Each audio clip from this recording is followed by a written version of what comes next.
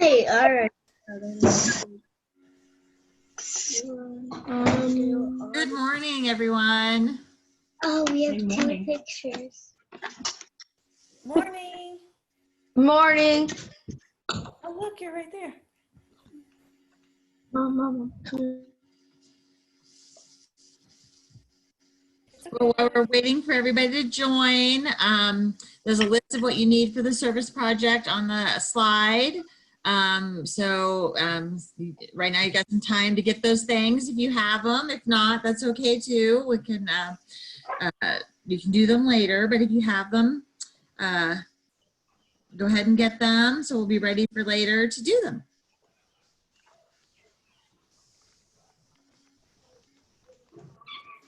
It's a nice, lovely, rainy Saturday. I didn't expect it to be this way today.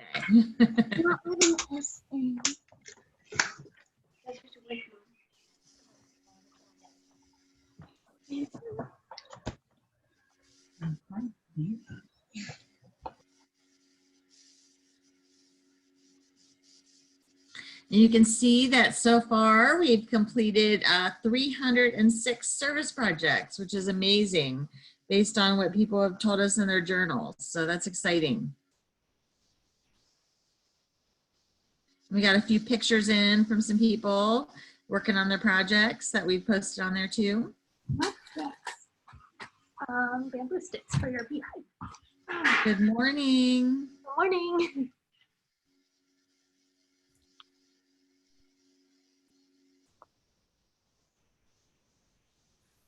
Hi, Olivia and Caitlin.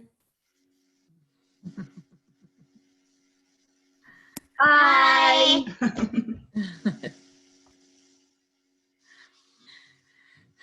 There's a list for those that just joined us. There's the list of service project items for the service project. If you have them, go ahead and make sure you get them. Go ahead and make sure you have them for when we're going to do our service project later.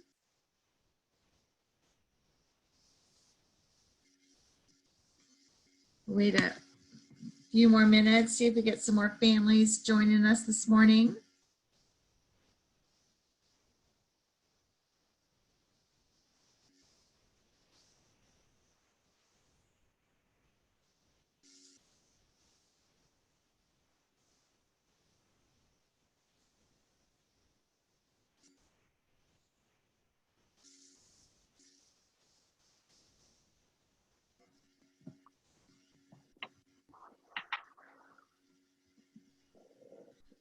I see some people are still eating their breakfast. Sparky's, you still eating your breakfast?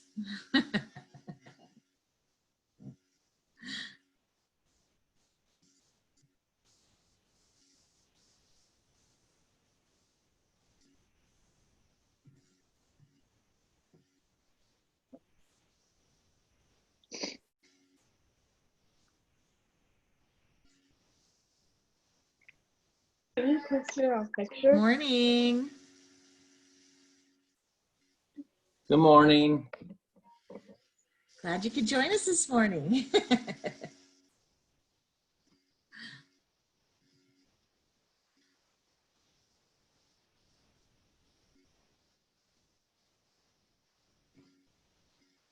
We'll wait a couple more minutes, see if anybody else comes. Just a reminder, the supply list is on the screen. If you have those items, go ahead and grab them so you have them. You can check out some pictures that people sent in on their journals, and that we've done 306 projects already, which is amazing. Can't wait to see when we get all together and see all the projects together. On the 27th when we get to everybody drops them off. That's going to be great to see how much we've all been helping the community this summer.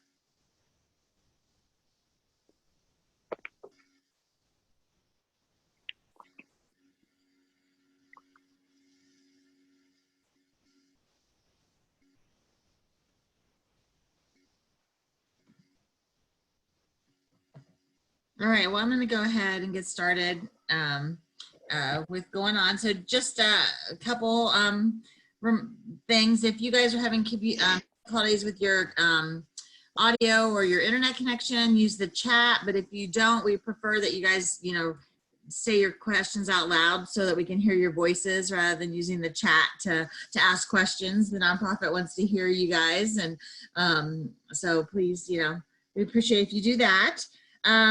Welcome to our third session of See Kids Dream Summer of Service. My name is Brenda, and I'm the Director of Programming at See Kids Dream. And my helper this morning, or my co-worker, Anna, is doing technology this morning. And then Dawn and Darren are also joining us this morning from our group. So we're glad that you guys are all here with us today. Before we begin, I want to remind you guys that Adam H is our sponsor, and they're partnering with us to make sure that we can offer this to families, and we're so excited and appreciate their partnership a lot. We have a quick overview of our schedule this morning. You probably guys all know what the schedule looks like now. We've done this the third time, so we'll do a quick activity, and then we're going to hear from the Family Mentor Foundation this morning. And then we'll do another activity, and then we're going to talk to the Nature Conservancy, and then we'll do another service project, and then do a wrap up. So, so let's go ahead and start our first activity. So I have 2 plants here. And one doesn't look as healthy as the other one does. This one's kind of a little like it needs a little something. Why do you think, someone tell me why they think one plant looks healthier and the other one doesn't?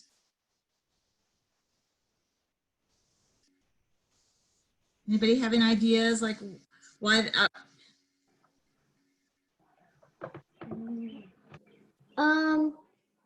Maybe because one plant did not get as much sun or as much water as it needed or as much care, and the other plant you gave water and you put in a sunny spot. Correct. Well, just like plants, people, kids need these kind of things. So what kind of things that do kids need that plants need? What are some of the same things that kids might need that plants need? Starkey family, do you have an idea? Food or what? Food and water. Food and water, both. Yeah, both kids and plants need food and water to be healthy and grow, don't they? Yeah. Anything else? Any other ideas? How about a safe place to be? So do kids, Starkey family, you have something else? Like to make sure it's surrounded so no animals get it, but make sure it's in the sun. Right. Yeah, we need to make sure that it gets what it needs and it's safe. Definitely. Just like kids need to make sure that they get what they need and they're safe. Madeline? Good soil. Good soil. Good soil. Is that like food for the plant? Yeah. Yeah, just like kids need food, the plant needs food too, doesn't it? So, did you know that 1 in 5 kids in Ohio go hungry? So just like these plants, kids need the same kind of things. They need food, they need water, they need a safe place to be. So we're going to talk to, I'm sorry, I lost my train of thought there for a second. So in the summer, especially, it's hard for kids because they don't have school. So they may not, get the meals that, know where the next meal is going to come from. So we're going to talk today to the Family Mentor Foundation.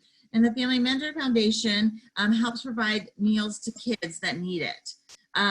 So they work in the Columbus and Worthington area, and they are really, really great at making sure that the kids are getting the things that they need, just like these plants, just like our plants that, so our plants that need food and water. The Family Mentor Foundation is making sure that kids in the area are getting the food and water that they need, and making sure that, their families can help them if their families are struggling to help them. So Anna, do we have Emily? Is she? Yes, she is ready. I'm going to go ahead. Terrific. So we're going to talk to Emily from the Family Mentor Foundation this morning.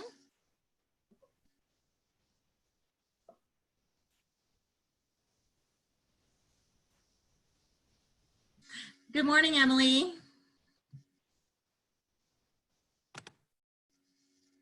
Good morning, Emily. Good morning. Hi, everyone. Thank you for joining us today. We really appreciate you coming in and talking to all of us here at Summer of Service.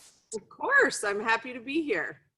So we'll go ahead and let you share a little bit about the Family Mentor Foundation and what you guys are doing. And then after that, we'll go and have the families ask you some questions. Okay, that's great. Well, hello, everyone. Good morning. I'm Emily from Family Mentor Foundation. I'm the program director here, and I'm glad to have you here at our warehouse. This is our warehouse. This is where we store all of our food. So we are a weekend food program here in Franklin County. During the school year, we service Worthington, Columbus, and Southwestern city schools by providing kids who don't have food on the weekends with some extra food to take home to hopefully carry them over so that when they come back to school on Monday, they're ready to learn. We were founded by a woman who was a teacher who found that kids came to school sometimes on Mondays and they had a really hard time paying attention and focusing and being their best selves because they were really hungry from the weekend. And so Family Mentor started to try to meet that unmet need here in our community. During this last school year, we fed 1,500 kids a week. So on Fridays, they would go home with a box of food that their teachers or guidance counselor would provide to them and hopefully help supplement some of the things that we're missing at home. So our summer program is just a little bit different, that we partner with Columbus Recs and Parks. We partner with Children's Hunger Alliance and lots of other summer programs to try to reach the same group of kids who have this need over the weekend. So we provide the same box or bag of food just to a summer camp or feeding site location instead of through a school. So this summer we're trying to feed at least 800, maybe more kids a week. We have a harder time in the summer getting to them because they're not all coming to school, but we have lots of great partners that are helping us do that. So the program that See Kids Dream is working on this summer, our participation in that is you guys putting together what we're going to call a buddy bag. Since we're not able to get together, we're not going to provide you with the boxes like we've done in the past. And so you guys can just use a grocery bag that you would have from wherever. Doesn't really matter. Doesn't really matter what it is as long as it can be tied and we can put some goodies in it, okay? So you should have gotten or will get a piece of paper that says what goes in our bags, but I thought I would go ahead and show you. So these are our mac and cheese sleeves, but what you guys will most likely find in the grocery store is the cup. It's like an individually sized microwavable like macaroni and cheese cup, okay? So one of those, then we have a box of raisins. We have 2 granola bars, whatever kind you like. Is totally fine. Kids like variety. We have a meat stick, so whatever you can find that is about this size would be great, or smaller is fine. I guess if it's going in the bag, it really can be any size you like. An applesauce cup, can you see this okay? A juice box, really anything you like is fine. We include sunflower seeds. Now these are kernels, so the outside has been taken off so they're easy for kids to eat, but they're lots of protein. There's no allergy issues. You can find them at Aldi, you can find them at Kroger, you can find them on Amazon. If you can't find them, don't worry about it. We can always supplement it. I don't want you guys to get hung up on trying to source these things that might be a challenge. And then the other thing that we put in our box are these pretzel and cheese. Can you guys see this? But really, any kind of cheese cracker would be fine. Okay, so whatever you can find easily would be fine. These are more snack foods than they are traditional meals because kids kind of graze through the weekends, and you guys all probably know that. You don't always sit down and eat a giant meal at lunch on a Saturday. Sometimes you just have a whole bunch of snacks. So we've tried to have a variety of things that kids not only like, but are healthy for them, right? So that then when they go back to camp or to a summer feeding program on Monday, or are hanging out with their siblings, they have a little more patience. They have full bellies and are ready to be their best selves and their best, the best friends that they can be to other people. And so it's really important to us that we help our community, and you guys are here to do exactly that. So thank you so much for offering to participate. We're excited. Thank you, Emily. That's a lot of really great information this morning. We're going to turn it over now and see if any of the kids have any questions for you about what you guys are doing. Anybody have any questions this morning? Emily told you a lot of information, so she gave you a lot of good stuff. They can bring the bags to that pickup, the drive-through that you guys are doing. Yes, terrific. So So we'll do the we'll do the pickup on the 27th. You guys can bring whatever bags of food that you guys, the buddy bags that you guys are creating for the Okay. Foundation. That'll be great. Then we'll get them out to kids this summer. We have a question, Okay, Great. terrific. not specific to the summer program, but is there a way, how can we continue to help through the school year? Absolutely. That's a really great question. So we do a couple of things. In a normal situation that is not determined by COVID, we have packing events here in our warehouse. And if you contact us, which I think the contact information is on that sheet you have, we have packing events that are open to the general public. And they're actually a really wonderful opportunity for kids. We can have kids of any age as long as there's a parent supervising, but I bring my kids.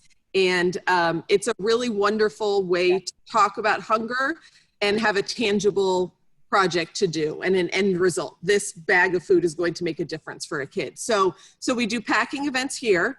We ask for drivers. All of our food is delivered to schools and feeding sites by volunteer drivers. So if that's something that you can do, that's a great way to help out, especially in the summer. You can bring your kids with you. And then the other thing is we do food drives. You know, not only are you guys packing these bags, but we also just do food drives. And a lot of times we have churches, we have Girl Scout troops, we have kind of a medium-sized group of whatever people together that will organize something like that. In your neighborhood, you can do it with your neighbors.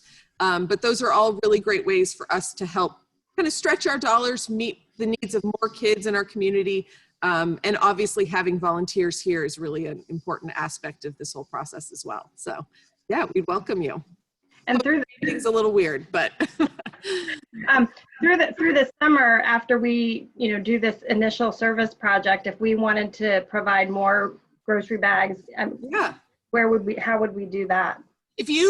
I think that the sheet that I Has that information on it? at the bottom should have our email address and our phone number and things like that. Absolutely. We're here in the office and we take donations, whether they're loose items or whether they're in a bag, anytime. That would be great. Absolutely. It's a really great way for kids to participate and do something tactile and worthwhile. Yeah. Yeah. Yes, please. Thank you so much. Oh, thank you. I'd never heard of your program, so I'm excited. It's great that we can do these kind of things because I feel like word of mouth really helps us find the right communities for our resources and also just build our support system. So it's wonderful. Yeah. Anyone else? And don't forget, you guys, when you're making the bags, to put in a note, to the kid. So think about what you would want to hear, from, someone to make you feel good about getting this meal and that somebody cares about you. So make sure that you're putting a note in all the bags that you're creating for these kids. Kind of like, you get a note in your lunch at school from your parents. Yes. Maybe. So you can put a note into to the snack bags for these kids. That's wonderful. We love to do that as often as we possibly can because any kind of connection, the kids that receive these bags really feel like other people care about them, and that just takes it another step. So that's a great idea. Yeah. That I have another question that made me think. How do you account for or provide for kids who do have special dietary needs, like allergies or diabetes or something to that Right. effect? Are you able to do that? So in the summer, it's a little different because the sites that we feed don't have a set group of kids. It's like, you know, anyone from the neighborhood can come. We have stickers on the outside of our boxes that say they may contain nuts. And so in the summer, it's a little different because we don't have the same oversight of the kids. During the school year, the site coordinators at the school know who those kids are. And so they will take an item out of a bag. They will make sure that the parents know. Sometimes there's a sibling at home who can eat it and we send it and the sibling eats it. The nice thing about the school structure is that we have that extra step of people who really know those kids and are able to deal with whatever those kind of issues are. Like I said, during the summer, it's a little different because we're just trying to get to every kid we possibly can. And so hopefully they know, their parents know, and everyone's, you know, a lot of these feeding sites are providing, they're providing a breakfast or a lunch already. And so they're trying to be conscious of that too. So we kind of work together to make sure that everyone stays safe. But yes, that's an issue for sure. Yeah. Thanks. Anybody else have any other questions? I have a question. Hi. Okay. So during when COVID started, did you see like influx? I mean, since the kids couldn't be in school, did you have an increase of the amount of buddy boxes that you had to provide? You know, yes and no. Yes, because obviously the need increased hugely, rapidly. But at the same time, we have struggled the same way that the school districts have struggled to get to these children.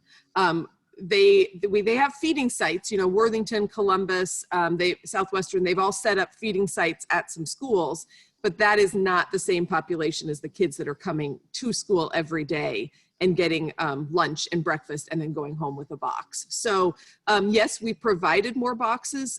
We partnered with the schools that were doing feeding sites and provided them with weekend food. But I think in hindsight, we probably didn't get to all the kids that needed this service because it was up to them to come to us, right? You know, even here in Worthington during the summer, they used to provide a bus that would pick up kids and bring them to the feeding site. And that was a way to try to make sure that no one was going without. Well, they can't do that now. So we're relying on parents or caregiver to be able to bring kids to a site.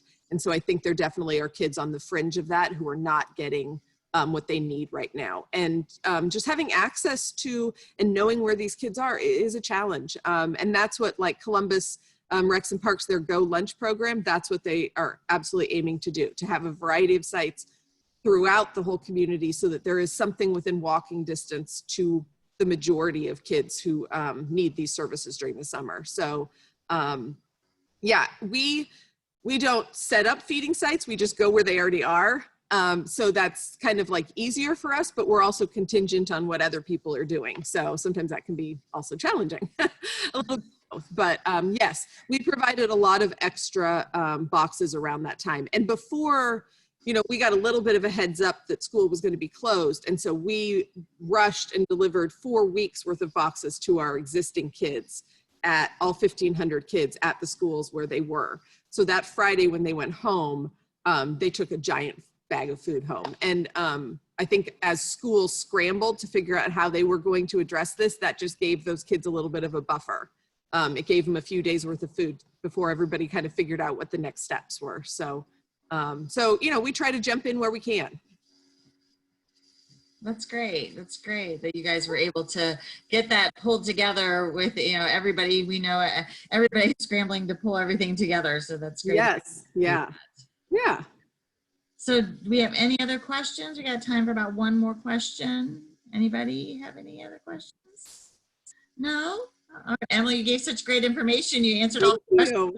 I think people, with your great presentation, we really appreciate you joining us today. And, well, please feel free to email or call if anything comes up. If anyone has any other questions, we're here. So we appreciate being here and the efforts that you're putting in this summer. Thank you so much. All right. Thank you, Emily. We really Thank you. Thanks so much. Bye, guys. Bye. So the cool thing about the Family Mentor Foundation is that they're, focusing more on kids than some of the other, or like the open shelter, was, mainly adults and some families. So it's really cool to, be able to focus on kids with the Family Mentor Foundation. So you can, as always, you can go to our website to learn more about Family Mentor Foundation. And I know Anna's probably sent out information, contact information for the Family Mentor Foundation also in their flyer on what they needed in their buddy sacks. So it's time for our goal setting now. So does anybody have an idea of how many buddy bags that they think they will create for the Family Mentor Foundation?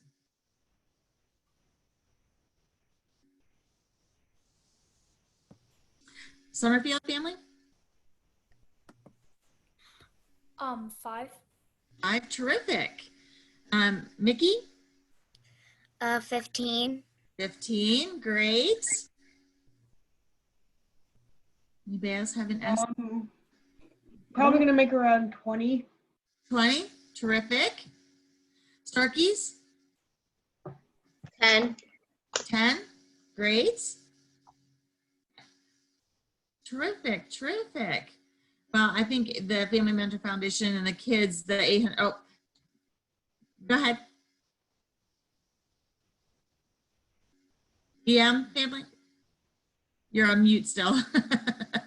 We'll do 24. 24, okay. We're gonna do 24. 24, terrific, terrific. Well, I know the Family Mentor Foundation is really going to appreciate that, and all those kids this summer will appreciate having that extra food on the weekends when they can't maybe get, go to the food pantry or whatever else for their food. So that's really great. All right, so we're going to do our next activity. Does everybody have their sheet of paper with a true false on it? All right, everybody have their true false? All right. Okay, all right. We're gonna start. So my first question for you guys is, true or false? The United States just celebrated the 50th anniversary of Earth Day on April 22nd. True or false?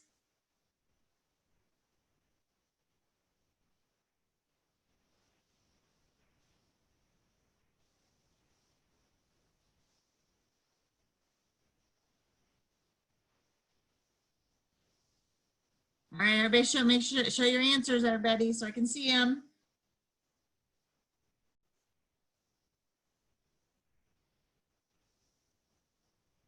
All right, we're waiting one more. Terrific, terrific. It is true. Earth Day was established in 1970. So some of the parents may remember that. But yeah, so we just celebrated Earth Day. Of course, was a little bit different this year since a lot of communities couldn't do all their cleanups and that kind of stuff with all the COVID and social distancing, but we still did celebrate. Okay, our next question is true or false? Earth Day is the one and only day you should care about the environment. True or false? Earth Day is the one and only day you should care about the environment. Awesome, you're right. We should think every day, we should think about the things that we do and how they impact the environment. So there are simple things that you guys can do at home to help the environment. Can somebody give me an example of something you can do easily at home that might help the environment? Yang family. Recycle. Recycle, that's a good one. You have another one? Use reusable water bottles. Use a reusable water bottle, yes. Starkey family.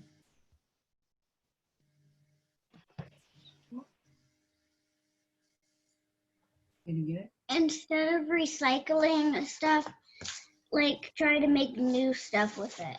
Make new stuff, reuse it, that's right. All right. Nathan, did you guys have something? They already said it, mine. Oh, did they? Okay, all right. Mickey? Compost. Compost, very good. All right, EM family.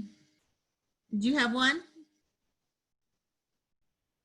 We were gonna also say compost, but Yeah. now we're gonna switch our answer to turn the lights off when they're not being used. Turn lights off, we're not being used. Very good. All right, the Barbara Harry family. We are gonna make a rain garden. Oh, very nice, very nice. All right, Madeline. Conserve water. Conserve water. What's the one easy way you conserve water? You know?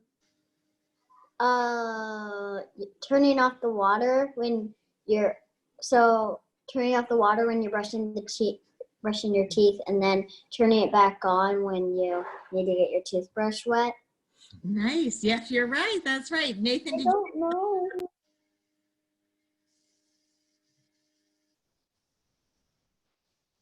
They just took mine. What'd you say? They took mine already. Oh, they took yours again. Oh my goodness, everybody keeps taking yours. That's a lot of really great ideas, that ways that we can help the planet.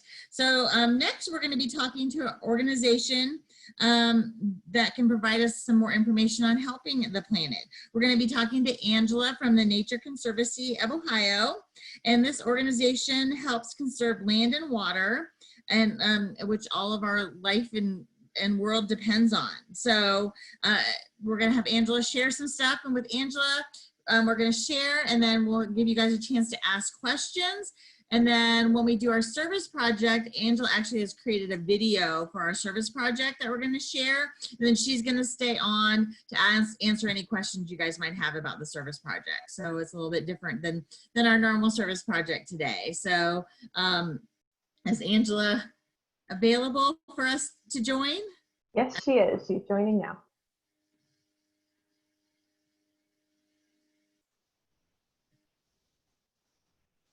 Hello, Angela. Hello, everyone. Good morning. Good morning. It's good to see you again. It's good to see everyone here. I love waking up to seeing all these wonderful faces. Well, thank you so much for joining us for our summer of service. And we would love to have you share a little bit about the Nature Conservancy and what you guys do. Yeah, that would be wonderful. I would love to share my screen and do a little presentation if that's all right with everyone. I only have about 8 slides, so it'll be nice and quick and some good photos and some good images. So I'll go ahead and get started here, and we'll share my presentation. Terrific. All right, if you guys can just give me a thumbs up when you see stuff. Is things going okay?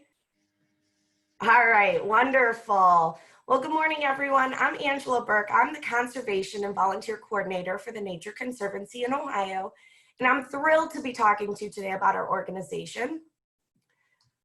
We are a global organization in 79 different countries and across all 50 states here in the United States.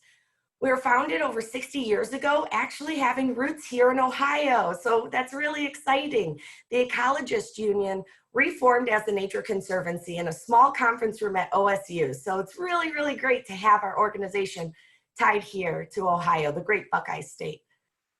The picture that you're seeing here is actually of one of our preserves up on Lake Erie called the Great Egret Marsh. It's a beautiful place that we protect here in Ohio that's really important to us.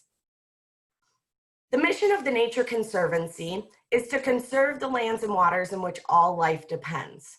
And as you can imagine, that's a pretty big goal, right? We're in it to save the world and to save all the lands and waters that everyone needs. Our vision is a world where people and nature thrive. We understand that people need nature and nature needs people. So to complete that circle, we all need to work together to protect all the wonderful things that, need nature. We have shared conservation, and what that means is that across those 79 countries and together in all the 50 states, we work together on these big, lofty goals to accomplish big things and to make big movements.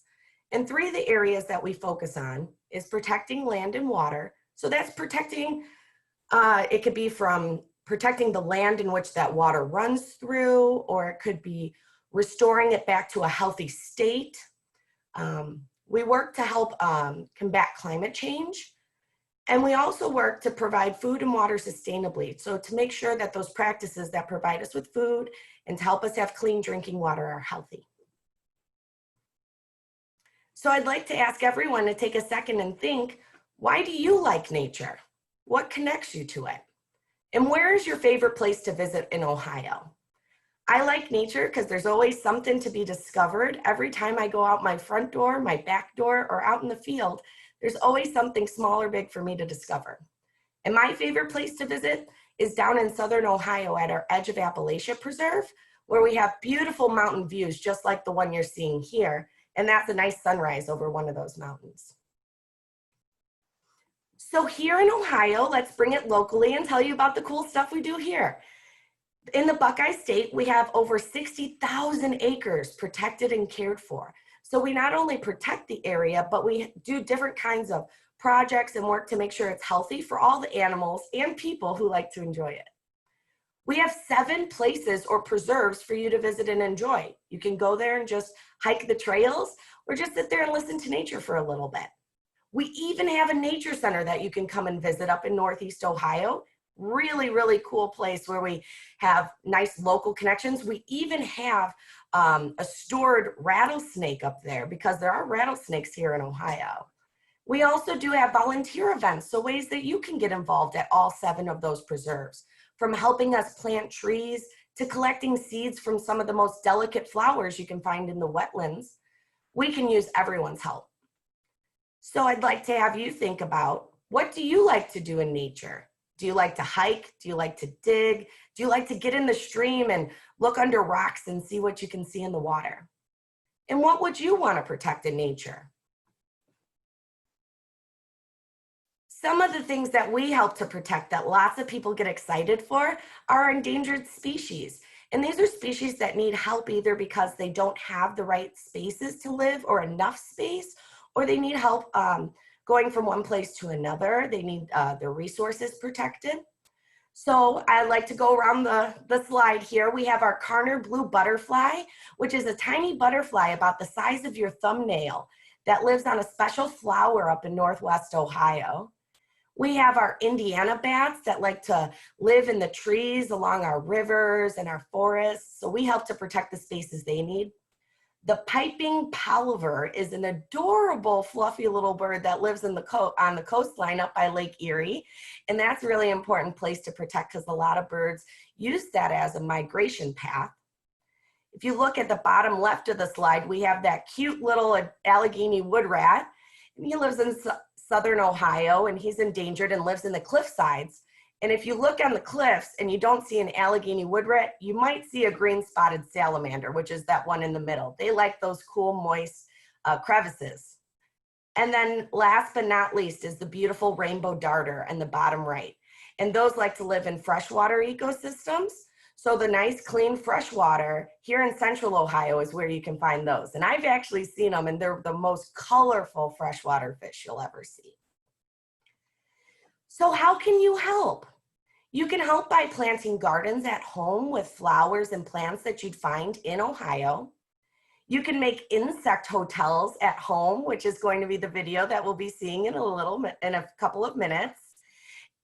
You can recycle. You can conserve your resources, like when you're brushing your teeth, you can turn off the water, and that little difference makes a big help. You can do what you're doing now. You can have meetings and talk with others and share your knowledge and share why you love nature and what you like to do when you get out there. And of course, you can come out and help us plant trees or collect seeds or build these insect hotels. Very, very important to help bring conservation into your own backyard. And so these are some pictures of Pollinator Gardens and some of our volunteers getting out and helping us plant some trees down in the bottom right that you see. And so that's a little bit about who we are and what we do here in Ohio. And I'd like to take any questions you have at this time. Does anybody have any questions about what they can do or what you can do? Starkeys, do you have a question? I saw your hand up a couple times. No? Anybody have any questions? Oh, the Am family? Where are the preserves located? Yeah, so our 7 preserves, we have one in central Ohio near Marysville, and that one's called Big Darby Headwaters. We have one in northwest Ohio near Toledo called Kitty Todd Nature Preserve. Our coastal preserve, Great Egret Marsh, is in Lakeside Marblehead, so in the Sandusky Bay. In Northeast Ohio, we have our Lucia Nash and Morgan Swamp Preserve up near Rock Creek in Ashtabula County. We have a preserve in Southern Ohio in West Union, which is a little bit west, about an hour west of Portsmouth, and that's our Edge of Appalachia Preserve. I think I got them all. We have, Browns Lake Bog, which is near Shreve, Ohio, which is kind of near Worcester. The Harry family, did you guys have a question? You need to unmute.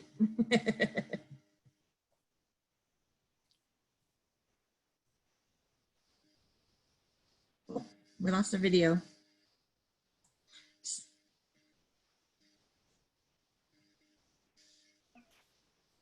I'm muted. Sorry. Is there any way we can help like endangered animals? Yeah, so how you can help endangered species is you can help and volunteer at one of the preserves that actually has endangered species at them. And one of them is our Kitty Todd Preserve. We really need help with seed collections up there. And by collecting the seeds of the flower that the Carner blue butterfly needs to lay its eggs, that's one way that you can directly help that endangered species. And that's a little bit of a drive from here in central Ohio, but we have lots of opportunities. We should be back to volunteering in the fall, so you can visit our website at nature.org, and then you can /Ohio or just search for Ohio on that site, and then it'll have our volunteer days up there, and you can see when we're collecting seeds and get involved to help that specific endangered species. Starkey family, do you have a question? Do you guys have turtles? Yes, we do. There's actually 3 really big turtle studies on our preserves, all in northern Ohio, so up a little ways from us. But yeah, we help to track and protect box turtles that are up there, and they're really cool. I didn't know box turtles move so much, but it's really important to protect their nests. And we work with one of the universities, one of the colleges up there to help study them. They're really cool. All right, do we have any other questions? Anybody else have a question?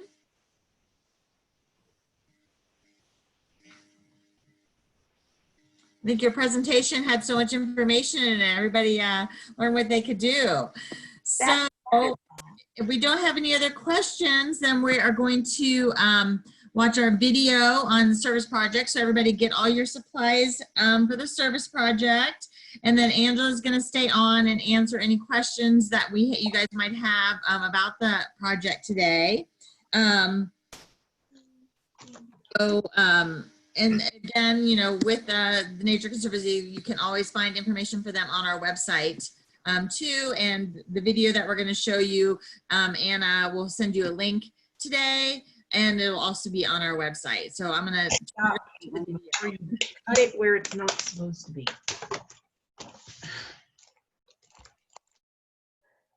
Okay, are we ready?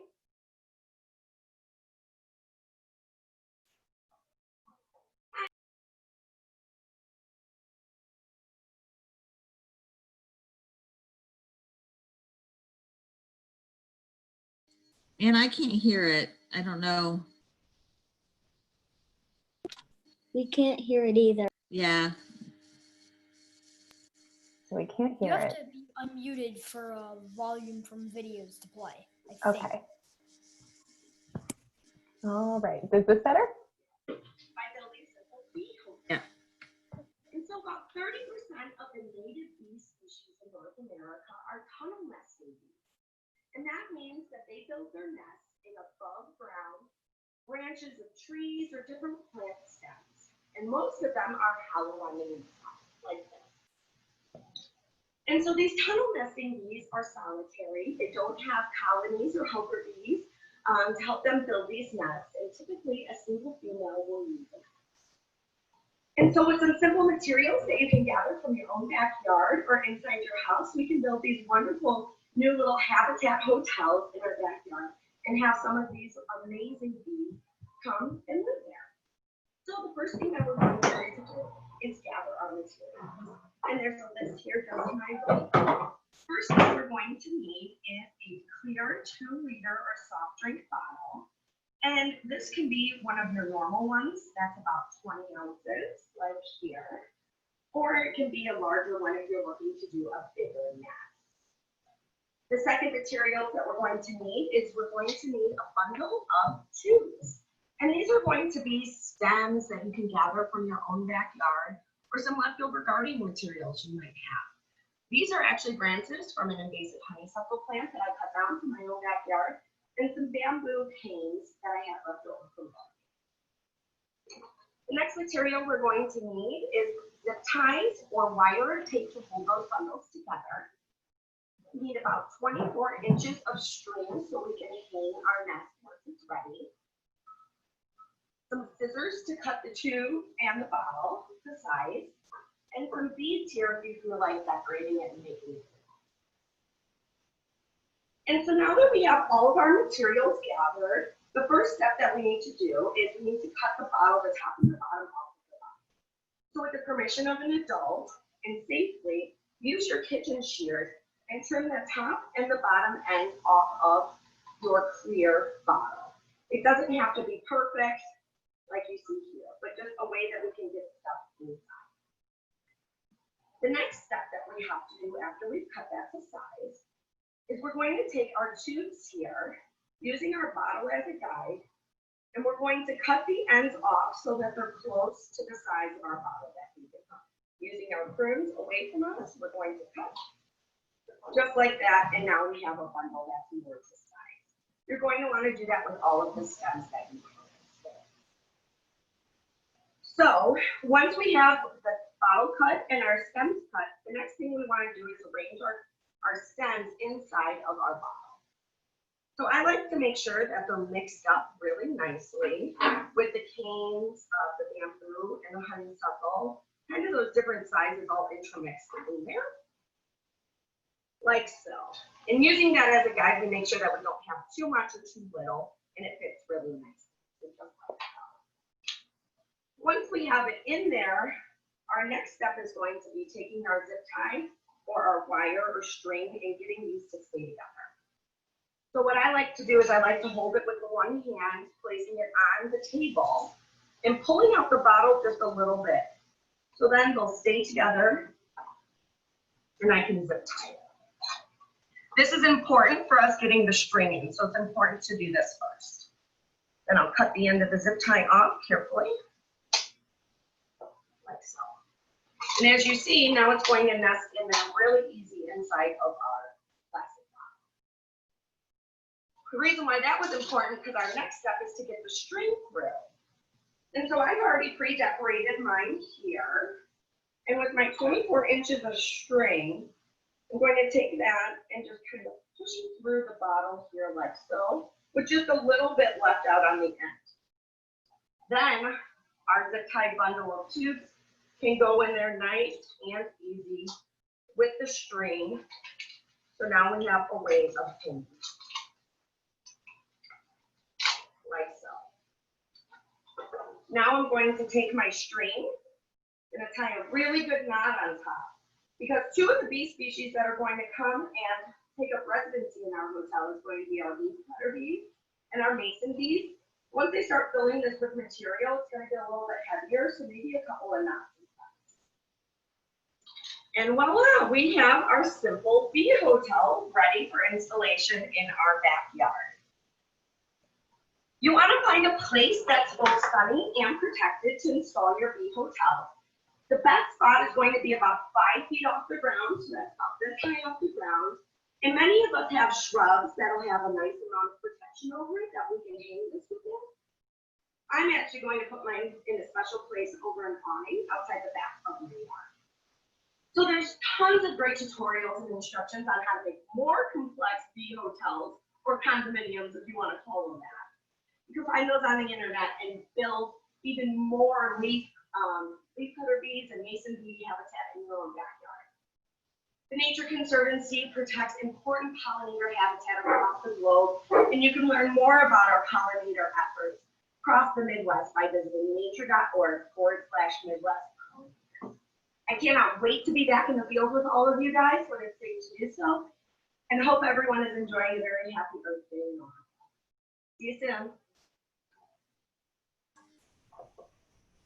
All right, that's great. Thank you, Angela, for doing that video. Does anybody have any questions about the bee hotels or where to hang them or anything about them?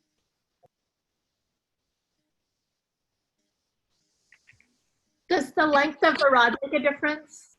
No, not at all. The lengths don't make a difference. It's just sometimes you want to make sure it's not getting rained on. So if you have all different sizes, it could be hard where you hang it. So yeah, they can be within a couple of inches of each other. That's perfectly fine. The bees won't mind it. They actually like things to be a little different, not all uniform. So that would be good. Thank you. All right, anybody else have any questions about their bee hotel?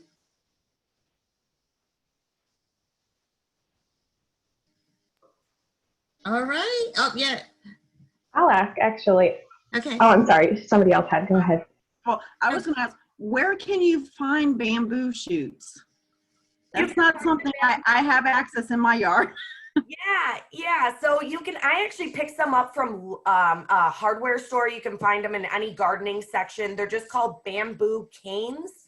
And they're usually used to like stake tomato plants and things like that. So you can just go there and ask them. I actually found mine next to where they had like fence posts, which I thought was strange, but that's a good place to start.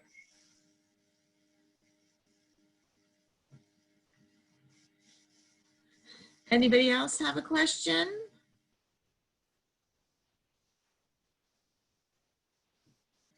All right, go ahead, Joanna. So you don't want us to turn these in at the end of the celebration? Correct. These will be for your own yard. And then the other thing is, think about who else that you might want one. Maybe you have a relative or a neighbor or a friend that you want to also make one for too. Because Angela, you want to say a little bit about the importance of the bee?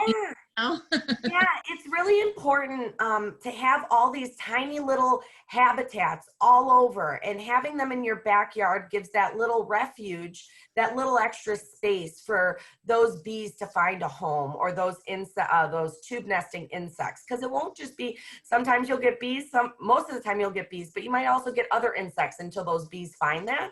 And that's okay, because we can all share the condominium or the bee hotel that we're making. So it's really important that we make our backyards, or we have certain places for insects to go. And it's really important. That's why I thought this would be a perfect project for everyone to bring a little bit of conservation to their own yards, and maybe the yards of your friends and family. And it's really fun to watch. It may take a little time for them, like I said, the bees to find it, but in the meantime, you'll have other ones that'll come and enjoy it. All right.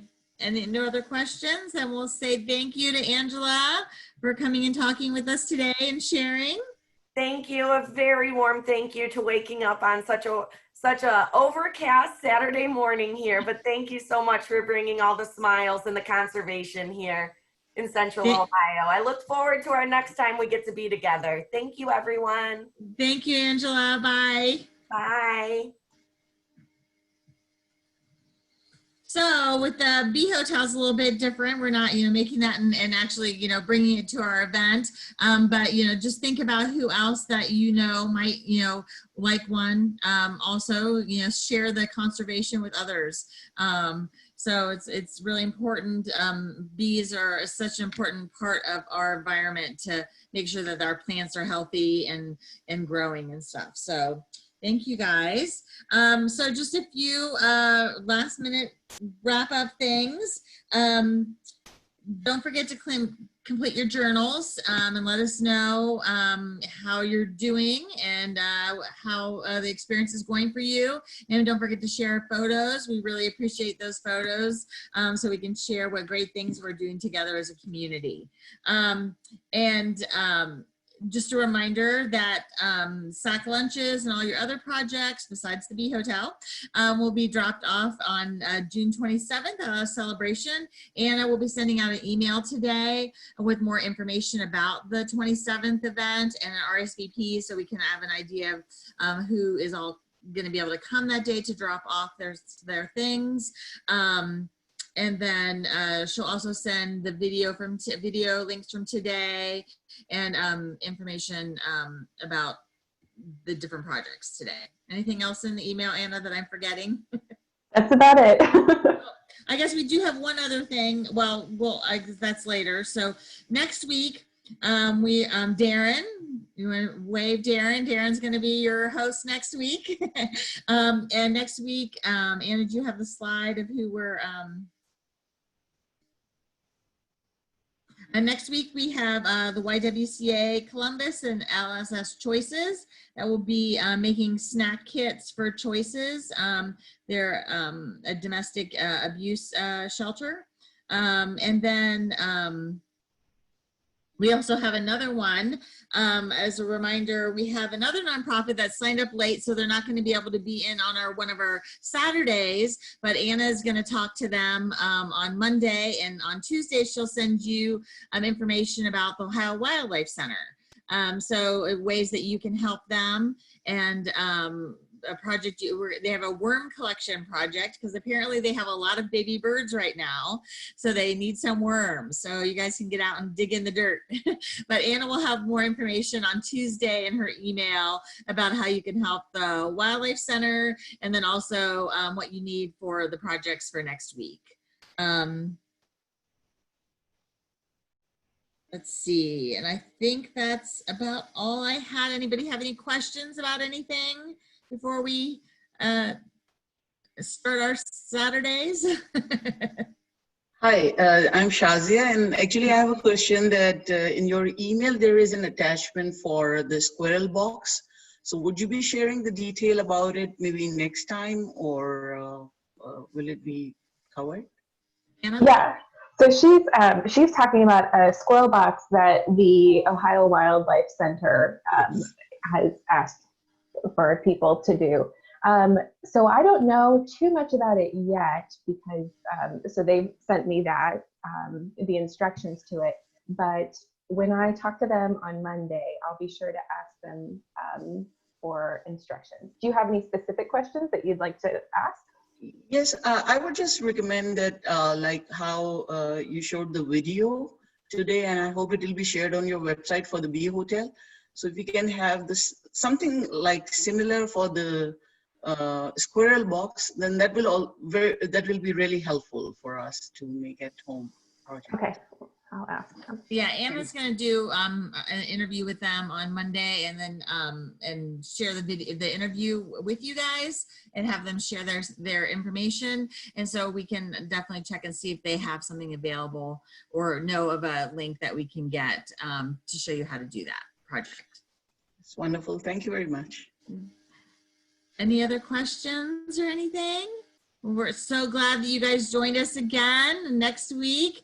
We have 2 more great nonprofits that we'll be talking to, and we can't wait to join you guys next weekend. So have a wonderful week. Don't forget to fill out your journals this week and send us some lovely pictures of you guys doing your projects. We want to see where all your bee hotels are hanging in your yards. Thank you guys. Have a great Saturday.